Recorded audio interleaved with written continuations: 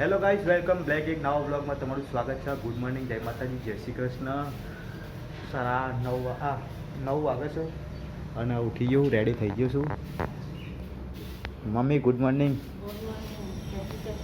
જય શ્રી કૃષ્ણ. તેતારી good morning. Good morning.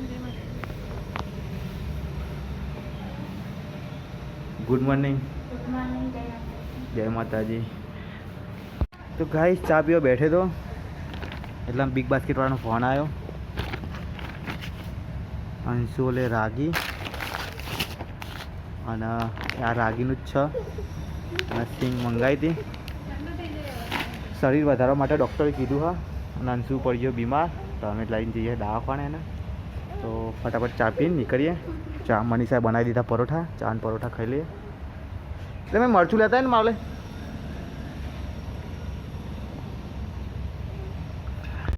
તો ગાઈ મમ્મીએ લાવી દીધી લીલી ડુંગળી અને મગ બનાવો સાત. તો હું 2 દિવસથી કહેવા કરતો હતો. વાગી જશે 3 ખાવાના ટાઈમે. ખાવાનો ટાઈમ તો જતો રહ્યો પણ હવે ખાઈ લઈએ. બનાવીશું મગને ડુંગળી, બટાકા, મરચું, શાક, ડુંગળી, રોટલી. તો અંશુને ચડાવ્યા છે બાટલા. તાવ બહુ આવી ગયો રાતે એટલે. ચલો ગાઈસ ખાઈને મળીએ. તો ગાઈસ જમી ઉભીને રેડી થઈ ગયો છું હું અને જાઉં છું ઉનાવા પપ્પાના કામથી. તો તમને મળું થોડી વાર રહીને. કેમ કે ઉનાવા જવું તો શૂટ નહીં થાય મારાથી. બોલ હે. હેલો ગાઈસ, અમારો વિડિયો ગમે તો વિડિયો को લાઈક કરજો, ચેનલ को સબસ્ક્રાઇબ કરજો, શેર કરજો. તો guys welcome back in the video guys. તો રસોડામાં આવી ગયો છું અને બહુ તાપ લાગે જબરદસ્ત. મને સાબી છે.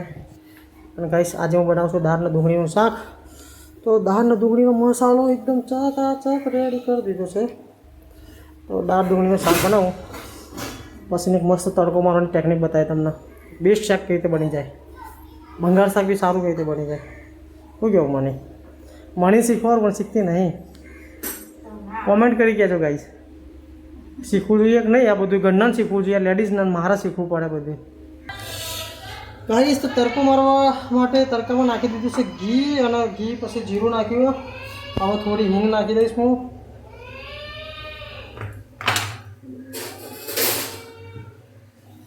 બસ હવે તડકો રેડી થઈ છે આપણો મસ્ત.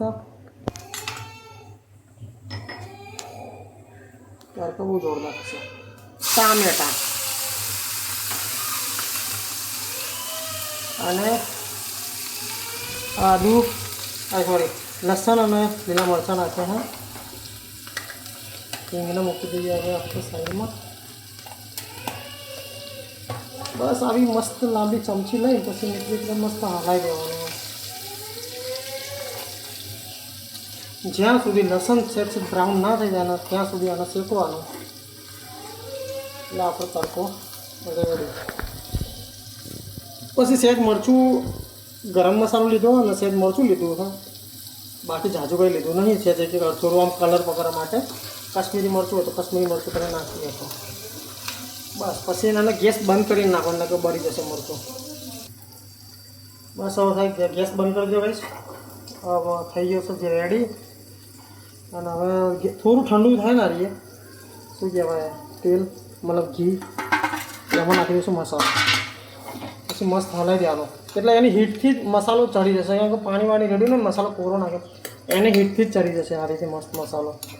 બસ ઝાઝો બી હલાવવાનો નહીં ને તો પછી બળી જશે.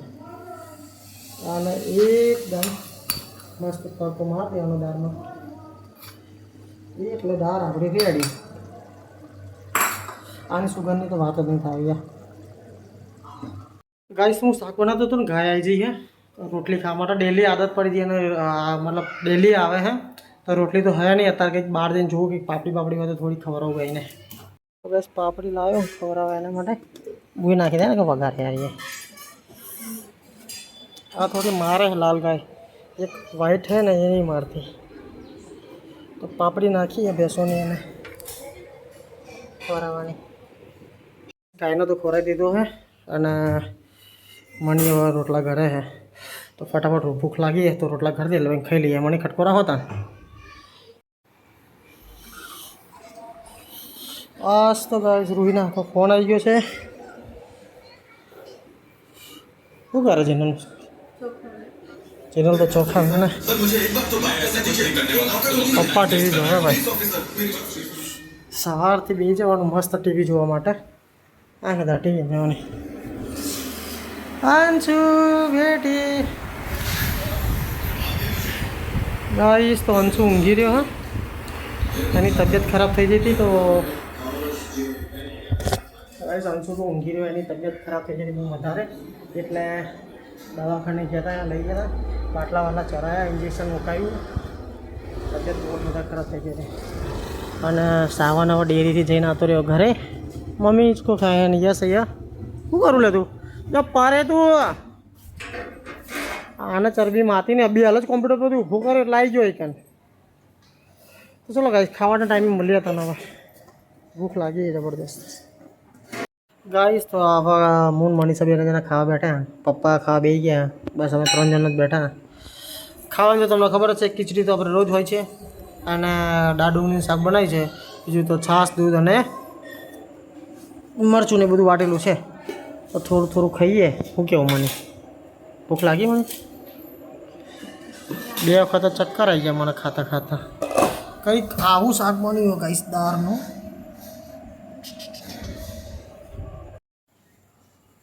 તો ગાઈસ અલુઆ ડેગોમ પોર ને બધું ફરીને આવી જઈશું હવે ઘરે.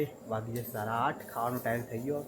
તો પપ્પાનું કામ હતું એ મેં પતાવી દીધું અને હવે જઉં છું જમવા. તો જમવામાં તો સાવન બેસી જશે, મમ્મી બેસી જશે, પંકેશ તો જમી રહ્યો હોય. અને આજે બનાવી છે દાળ, ચણાની દાળ ને ડુંગળી, વાટેલું મરચું, ખીચડી, છાશ ને જે દૂધ ખાતું એ દૂધ. તો ફટાફટ ખાઈ લઈએ. ખીચડી વધારે કાઢી છે તારે. હવે જમી બમી નવરા પડી ગયા અને પંકીશના એ બેઠ્યા બહાર હેસકામાં માનીને 2. અને તો ફોકસ કેમ નહીં થતું? તો ગાઈસ હું તો જવું પિક્ચર જોવા પપ્પા જોડે. એવા પંકીનો મોબાઈલ આપીને લે. યસ ગુડ નાઇટ બેટા. જય બજરંગબલી. જય બજરંગબલી. Shweta good night. શ્વેતા જય માતાજી. અંશુ બેટા good night. Anshu good night બેટા. જો ગાઈસ અંશુને તો દવાખાને ભેગા થઈ ગયા હતા આજ તો. હાથ મોટી સોય મારી હે. ગુડ નાઇટ બેટા.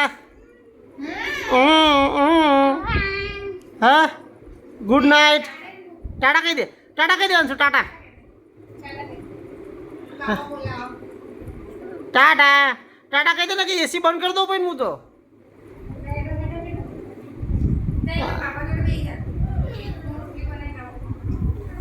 Good night. જય માતાજી.